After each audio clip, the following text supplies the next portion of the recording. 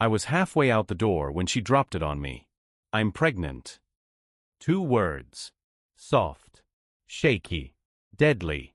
My fingers loosened around the doorknob. I turned slowly, heart pounding like I just witnessed a car crash in slow motion. She stood there barefoot in an oversized hoodie, holding her stomach like it already meant something. Her eyes were glassy, her lips trembling, like she was as scared of the words as I was. And in that moment, I didn't feel love. I didn't feel joy. I felt trapped. I had spent the last 3 months planning my escape from that relationship. Quietly. Carefully. Like someone sneaking out of a prison cell, afraid to wake the guards. I'd packed my bag in silence. Left my key on the counter. Even parked my car backward to speed out of the driveway. But now, with just 2 words, she'd burned the whole escape plan to ash. Pregnant. I couldn't breathe. I didn't want this. Not like this. Not with her. But what kind of man walks away from a baby? I forced myself to speak. My voice cracked. Are you sure? She nodded slowly. I took 3 tests, she whispered. All positive. I swallowed hard. Everything inside me said run, but something darker whispered back. You're stuck now. And the worst part? That whisper felt right. I stayed. Not because I trusted her. Not because I loved her. But because that word, pregnant, had the power to paralyze a man. What I didn't know was that it was a lie. A calculated, cold, manipulative lie. And by the time I found out, she had already destroyed the version of me that knew how to say no. I didn't sleep that night. She curled up next to me like nothing had happened, her hand resting gently on her stomach, already acting the part. And me? I lay stiff, staring at the ceiling like it could give me answers. A baby. The word echoed in my head over and over like an alarm I couldn't shut off. We had never even talked seriously about kids. Not once. She knew I wasn't ready. I was still trying to figure out my own life, my career, my future. Now everything had changed, in 2 seconds. But I couldn't say anything. How do you question a woman who says she's carrying your child? What are you supposed to do? Ask for proof? Ask to watch her pee on a stick? I already felt like a jerk just thinking it. So I did what most guys would do in that moment. I shut my mouth. I told her we'd figure it out. That we'd take it 1 step at a time. That I was there for her. I lied. Not to hurt her, but to survive. I wasn't ready to be a father. But I also wasn't ready to be labeled the guy who abandoned a pregnant girlfriend. That's the power of a lie like that. It corners you. From that day on, everything changed. She stopped accusing me of cheating. Stopped tracking my phone. Stopped freaking out when I wanted space. Instead, she became soft. Sweet. Emotionally vulnerable. I'm scared, she'd whisper at night. What if I mess this up? She'd cry suddenly. Apologize for things I'd already forgotten. Ask if I was okay, if I was happy.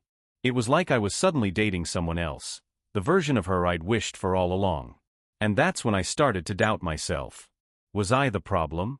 Had I been too hard on her before? Was this the real her, the kind, tender woman carrying my child? Maybe all the bad stuff we'd been through didn't matter anymore. Maybe this was our second chance. Our fresh start. I tried to believe it. God knows I did. But deep down, something was still off. She never mentioned going to the doctor. She never showed me the tests. And the first time I offered to come to a checkup, she froze. Then smiled. You don't trust me? She asked, resting her head on my chest. And just like that, I dropped it. Again. Because that's what manipulation feels like. A soft hand over your mouth while your instincts scream underneath. 2 weeks passed. No doctor visits. No appointments. No ultrasound photos. Just vague answers and changing stories. At first, I told myself I was being paranoid. That I was overanalyzing everything because I was scared. But the thing is, when something's real, it makes sense. It follows a timeline. It exists. This? It felt like chasing smoke. I asked her again one morning, as gently as I could, if she'd made her first prenatal appointment. She blinked. Looked at the floor. I was going to, But I don't feel safe with doctors right now. They stress me out. That didn't sit right. I offered to help her set something up. Go with her. Be there for her. She gave me a long look and then leaned in close. Why are you doubting me? There it was again. The shift.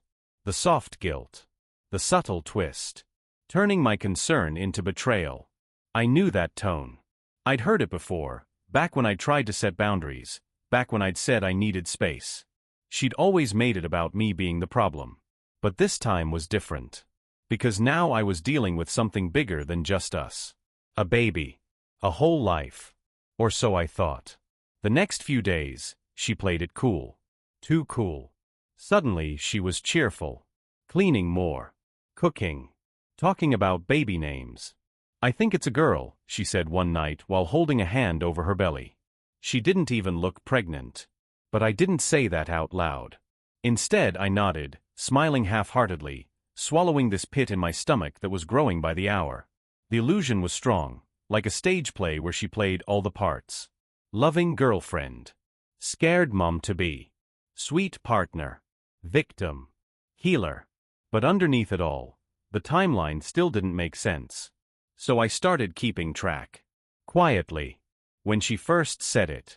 When her symptoms started. When she should have had her first scan. And then I made a decision. I needed answers, not from her, but from facts. I started researching. How early do symptoms start? When should prenatal care begin? What changes should I be seeing? The deeper I went, the colder my stomach got. None of it lined up. But I still couldn't confront her. Not yet. Because if I was right, and she was lying about this, that meant I wasn't in a relationship anymore. I was in a psychological cage. And the person I thought I loved didn't exist at all. 3 days after I started digging for answers, she came home with tears in her eyes and blood on her hands. Literally. Her fingers were shaking. Her face was pale. I think I'm losing it, she whispered. I froze. What do you mean? The baby. There was blood. I went to the bathroom and she broke into sobs. It was like getting sucker punched in the chest. My knees went weak. My brain started spiraling. I didn't even know if the baby was real. But now I was grieving something I never got to confirm existed. I need to go to the hospital, I said, already grabbing my keys. But she grabbed my wrist, hard. No, she gasped. No, I already went. I didn't want to worry you. What did they say? I asked. They said, it's gone. Just like that. No papers. No doctor's name. No discharge forms. Nothing. Just tears. Blood. And a shaky voice that kept repeating. I'm so sorry. I'm so sorry. I didn't sleep that night. Again. I sat up in bed, staring at the wall while she lay curled next to me like a broken child. Something was wrong. So wrong. And that's when the pieces started snapping together, in the ugliest way imaginable. I remembered how she told me she was pregnant exactly the night I was leaving. I remembered how she'd blocked every attempt I made to confirm it. No tests, no doctor, no scans.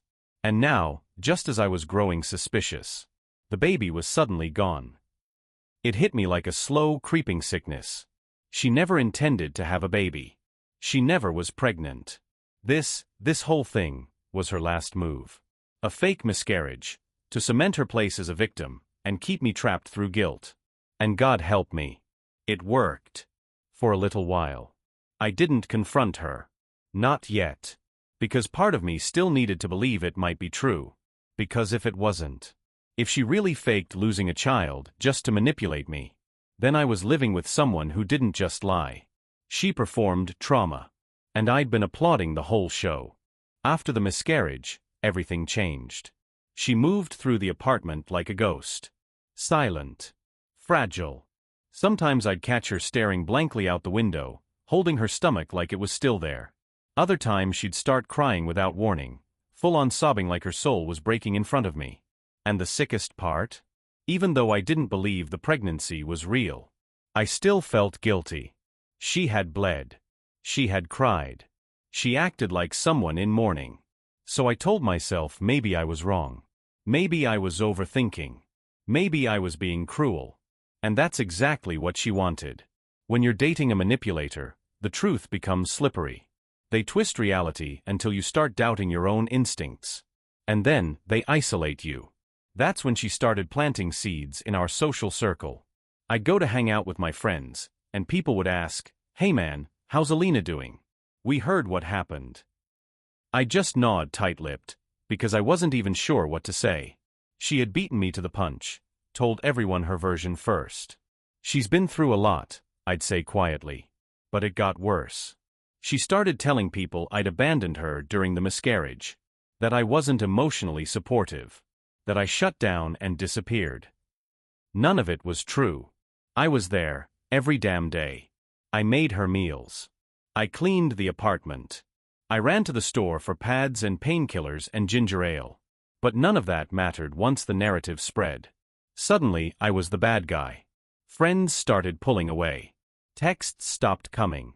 Even my own sister called and said, "I don't know what's going on between you two, but it sounds like you're not treating her right." That crushed me. She had flipped the script, and I didn't even see it happening. I remember one specific night. I was sitting on the edge of the bathtub, door locked, just trying to breathe. My hands were shaking. I couldn't tell if I was going crazy or if she was gaslighting me that well. And then I looked in the mirror, and didn't recognize myself. I looked tired, hollow, like a man whose house had burned down, but he was still standing in the smoke pretending everything was fine. I picked up my phone. I typed out a text to my best friend. "I don't know who I am anymore. I think I'm being manipulated. I think she faked everything." I stared at that message for 10 minutes. Then I deleted it. Because the truth is, I wasn't ready to be believed. Because if someone said, "You're right, she faked it all," then I'd have to face the fact that I stayed. That I let it happen. That I ignored every red flag. And the shame of that was heavier than any lie she could tell. It happened on a Tuesday. She was in the shower. I was home early from work, didn't tell her I'd be back so soon. And for some reason, I couldn't sit still. My chest was tight. My jaw was clenched. I had this feeling, not anger, not fear, just pressure. I glanced at her phone on the kitchen counter. I'd never gone through it before. I always told myself that wasn't who I was. But something broke inside me that day, and I picked it up. No passcode. I opened her texts, feeling like I was breaking some invisible law. My heart pounding so loud I could barely think. And then I saw it. A message thread with someone named Mads Two Hearts. Her best friend. I opened it, already half regretting it. The first message hit me like a gut punch. OMG, he was literally walking out. I had to say something or he would have left for good. I scrolled. I told him I was pregnant. He bought it. Full on froze. Now he's like, trying to be a good dad. It's kinda cute but also sad, lol. I kept scrolling and then, "I think I'm gonna fake a miscarriage next week. It's getting too hard to keep it going. If I cry hard enough he'll feel too guilty to leave." My fingers went numb. I couldn't breathe. My vision blurred, literally. I sat down on the floor right there in the kitchen, phone still in my hand, just sinking. This wasn't just manipulation. This was psychopathic. She had planned every second. The pregnancy, the bleeding, the tears, the grief. All of it. I heard the water shut off. I panicked, put the phone back where I found it, stumbled to the couch like I'd been sitting there the whole time. She came out minutes later, wrapped in a towel, humming. She kissed me on the forehead like nothing happened. And I smiled. I smiled at the woman who had just burned my entire world to the ground. Not because I was okay, but because in that moment, I realized something terrifying. She could make anyone believe anything. And if I didn't play this exactly right, she might destroy me next. After I saw those messages, everything changed. Not outwardly, not at first. I still played the role. The supportive boyfriend. The grieving partner. The guy who brought her tea and asked how she was feeling. But inside, I was already gone. I started documenting everything. Screenshots. Notes. Voice memos to myself after arguments. Not because I planned to expose her, but because I needed proof that I wasn't crazy. I even backed up her texts to a hidden folder on my drive, because I knew what people would say if I told them. She wouldn't do that. She was grieving. You probably misunderstood. No. I had it now. Cold. Brutal. Unshakable. But even with the truth in my hands, I felt trapped. You don't just walk away from someone like that. Not when they've shown you how good they are at playing the victim. Not when they've turned your friends against you. Not when they cry on command. So I started planning my exit like it was a tactical operation. I hid cash. I looked at short-term rentals. I even left a bag packed in my trunk, just in case. I thought I was being careful, but I should have known. She could smell the shift. She started acting off, waking up in the middle of the night just to ask, "Do you still love me?" Or saying things like, "You've been different lately. Colder. You're not hiding something from me, right?" I lied to her face. Every time. But one night, she caught me texting my sister. Just a simple message. "I think I'm almost ready. I need to leave soon." She walked in silently, holding a cup of tea, and saw the screen before I could lock it. Her hand tightened around the mug. Her face went completely still. "You're leaving me?" I froze. She didn't yell. She didn't cry. She just walked over and threw the tea across the room. The cup shattered. Hot liquid everywhere. "I gave you everything," she screamed. "I lost our baby, and you're just going to walk away like it meant nothing?" I backed up, hands in the air, like she had a weapon. Because in that moment, she did. Not a knife. Not a gun. Her words. Her lies. Her ability to twist the truth into whatever suited her. She dropped to the floor and started sobbing, holding her stomach again like it still held the baby she never had. And all I could do was watch. Because I finally understood. There was no line she wouldn't cross. None. And if I didn't get out soon, she'd ruin more than just my reputation. She'd ruin me. I left at dawn. No warning. No note. No goodbye. I'd spent the whole night sitting in the driver's seat of my car, waiting for the sun to rise like it might give me permission to go. She was asleep upstairs, or at least, I hoped she was. I had my backpack, my wallet, the documents I'd quietly pulled from the drawer she never touched, and my phone, buzzing every few seconds as I drove, with messages from her. "Where are you? Please come home. I'm scared. I think I'm going to hurt myself." I knew that last one would come eventually. That was her final weapon. Threatening her own life if I didn't come back.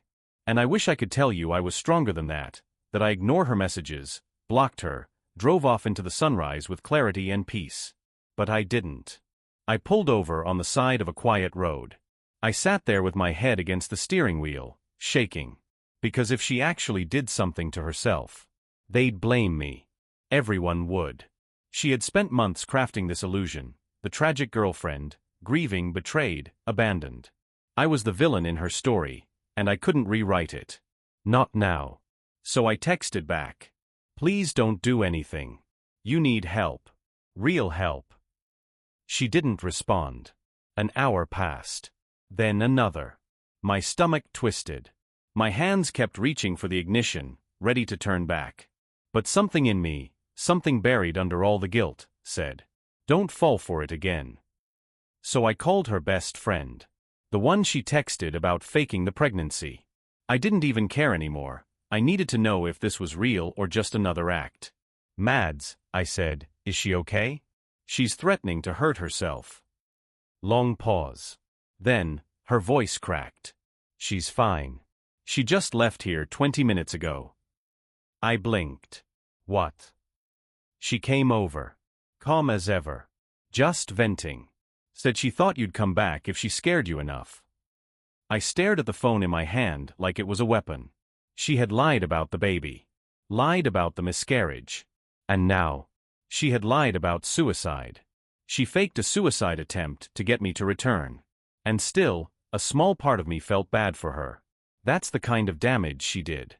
She made me feel guilty for her lies. She made me question my morals, my sanity, my basic instincts, all in the name of love. But love doesn't come wrapped in emotional blackmail. It doesn't fake death just to hold you hostage. And finally, I knew. I couldn't go back. Not even for closure. Because closure doesn't come from people like her. Closure comes from leaving. People think once you leave a toxic relationship, everything gets better. It doesn't. The first week after I left, I didn't feel free, I felt hollow. My phone was dead quiet. No more constant texts. No more guilt trips. No more crying at 3 a.m. And yet, the silence didn't feel like peace. It felt like withdrawal. Because even though the relationship had twisted me, drained me, made me question my sanity, it had also become my normal. And now in its absence, I felt lost. That's what emotional abuse does to you. It scrambles your nervous system. You start associating chaos with love. Manipulation with connection. Control with safety. I moved into a cheap rental with paper-thin walls and no furniture besides a mattress on the floor. I barely ate. I barely spoke. I'd wake up sweating from nightmares of her showing up at my door, smiling with tears in her eyes, asking why I left. Worse, I kept expecting the knock. I was sure she'd come find me. That she'd cry on the porch and tell me she was pregnant again. Or that she was dying. Or that she missed me. But she didn't. Not because she'd let go. But because she was busy rebuilding the story. I started hearing things from mutual friends. She told people I had abandoned her after the miscarriage, that I gaslit her into thinking she was crazy, that I emotionally neglected her during the worst time of her life. And since I didn't say anything, since I kept quiet, people believed her. I wanted to defend myself. To post the screenshots. To call out the lies. But I didn't. Not because I couldn't. But because I was ashamed. Ashamed that I fell for it. Ashamed that I stayed as long as I did. Ashamed that part of me still wondered if it was my fault. I thought about therapy. I thought about disappearing. I thought about how easy it is for someone to ruin your reputation when they lie with tears in their eyes. And I realized something I never expected. Leaving a manipulator doesn't end the damage. It just begins your work to undo it. I had to relearn how to trust myself. How to say no without guilt. How to recognize that love isn't supposed to feel like prison. And slowly, painfully, I started to rebuild. I reached out to the friends I had pushed away. I told my sister the full story, showed her the screenshots. She cried. Not because she doubted me, but because she had. Because she'd believed Alina. Because she didn't see what was happening until it was almost too late. And that was the hardest part of all. Knowing I wasn't just isolated. I was erased. It's been over a year since I left her. And I still don't feel like the same person I was before it all happened. Some days, I catch myself double-checking things I say in conversations, worried I might be too cold or too distant. That's what she used to say. Other days, I replay arguments in my head that ended with her crying and me apologizing, even when I didn't do anything wrong. It's like her voice lives in my brain, looping. But here's the truth I finally had to face. It wasn't love. It was control. And once I stopped calling it love, I could finally begin to let it go. I started therapy, real therapy, with someone who understood trauma bonding. She told me something in one of our first sessions that hit like a gut punch. You were trained to betray yourself, slowly, daily, gently, until you couldn't tell where her pain ended and your guilt began. That was it. That's what it felt like. It wasn't sudden. It was erosion. And the scariest part?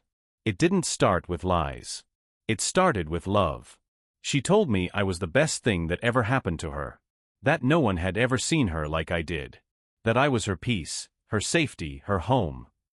And slowly, those compliments became ropes. The tighter I pulled for space, the harder she pulled back. Until love became obedience. Until caring became guilt. Until staying became survival. I used to think only weak people got manipulated. That it couldn't happen to me. But that's the lie. Manipulators don't go after weak people. They go after kind ones. Empathetic ones. People who want to fix things. People who don't want to give up. That's why it worked. That's how she got me. So if you're wondering what the signs were, here they are. Every time I said no, she cried or punished me emotionally. She isolated me by slowly poisoning my relationships. She told stories that didn't quite add up, but always had an emotional hook. She flipped every concern back onto me, until I stopped asking questions. And when I finally tried to leave, she said she was pregnant. There it is. That's the moment everything changed. The moment I stopped living for me, and started living inside her lie. But now I know better. And if you're still listening, if any part of this story felt like your story, please hear this. You are not crazy. You are not cruel. You are not wrong for wanting space, for setting boundaries, for asking for truth. You are not the villain in someone else's emotionally rigged narrative. You are allowed to leave. You are allowed to heal. You are allowed to begin again. And you are never alone. If you've ever been manipulated in a relationship, speak up. Don't stay silent. Don't second-guess yourself. Your story might be the one thing that helps someone else escape the same nightmare. Leave a comment. Share this with someone who needs to hear it. Because the most dangerous lies are the ones we believe about ourselves.